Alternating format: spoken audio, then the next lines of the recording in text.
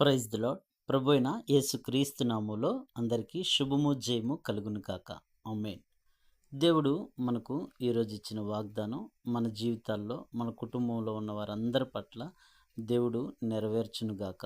ఆమేన్. దేవుడు మనకు ఈరోజు ఇచ్చిన వాగ్దానం యెషయా గ్రంథము 52వ అధ్యాయం 13వ వచనం చూద్దాం. నా సేవకుడు వివేకముగా ప్రవర్తించును, అతడు హెచ్చింపబడి ప్రసిద్ధుడై మహాగణుడుగా ఎంచబడును. అంటే ఈ వాగ్దానము దేవుడు యేసుక్రీస్తు ప్రభువారి గురించి వాగ్దానం చేశారు. అయితే ఈ వాగ్దానం మన జీవితంలో ఎలా నెరవేరుద్ది? దేవుడు మనల్ని హెచ్చించబడేటట్లుగా దేవుడు ఈ వాగ్దానాన్ని మన జీవితంలో ఎలా నెరవేరుస్తారు? అయితే ముందుగా చెప్పుకున్నట్లు ఈ వాగ్దానము నా సేవకుడు అని దేవుడు యేసుక్రీస్తు ప్రభువారి గురించి చెప్పారు. అయితే ఆయన మరణ పునరుద్ధానాలు జననం వలన ఆయన బహుగా ప్రసిద్ధుడుగా దేవుని వాగ్దానం నెరవేర్చబడినట్లుగా చూసాం మనం. అయితే వాగ్దానం యేసుక్రీస్తు ప్రభువారి పట్ల నెరవేరింది. ఇది మన పట్ల నెరవేరాలంటే మనం ఏం చేయాలి? నా సేవకుడు వివేకంగా ప్రవర్తించును అని దేవుడు చెప్పాడు కదా. అయితే మనము కూడా వివేకంగా ప్రవర్తించాలి. నిర్దోష మార్గంన వివేకంతో ప్రవర్తించాలి. మన ఇంటిలో యథార్థ హృదయంగా ప్రవర్తించాలి. యేసుక్రీస్తు ప్రభువారు చిన్ననాటి నుంచి యథార్థంగా ప్రవర్తించారు.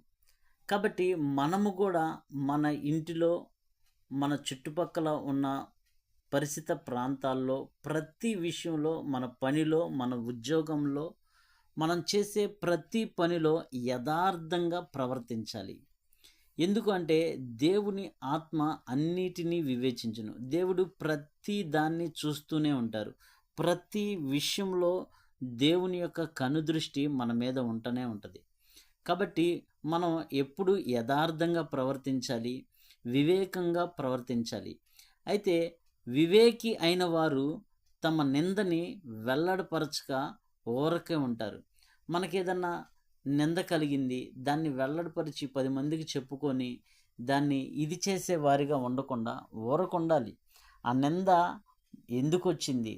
ఆ నింద ద్వారా దేవుడు మనల్ని ఎలా మహింపరచబడుతున్నాడు, మనల్ని ఎలా వాడుకోవాలనుకుంటున్నాడు, దేవుడు మనల్ని ఎలా షైన్ చేయాలనుకుంటున్నారు అన్నది దేవునికి అప్పగించాలి. కాబట్టి మనం ప్రతి విషయంలో, మనం చేసే ప్రతి శ్రమలో, మనకున్న ప్రతి ఇబ్బందిలో మనం ఇతరులకు చెప్పుకునే వారిగా కాకుండా దేవునికే మొరపెట్టుకోవాలి. యేసుక్రీస్తు ప్రభువారు గెత్సెమని తోటలో ప్రార్థన చేశారు. ఏమని? తండ్రి, నీ చిత్తమైతే ఈ గిన్నె నా యొద్ద నుంచి తొలగించు అని.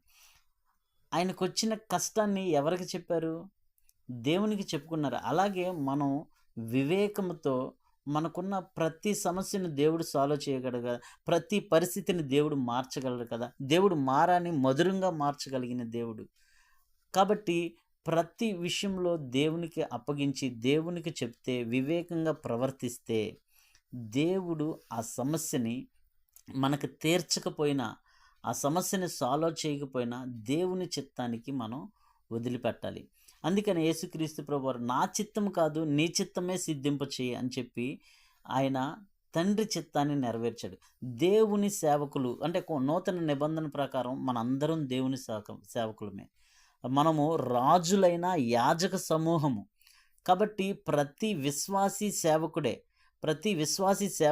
కాబట్టి సేవకులు వివేకంగా ప్రవర్తించాలి. దేవుని నమ్ముకున్న ప్రతి వ్యక్తి వివేకంగా ప్రవర్తించాలి.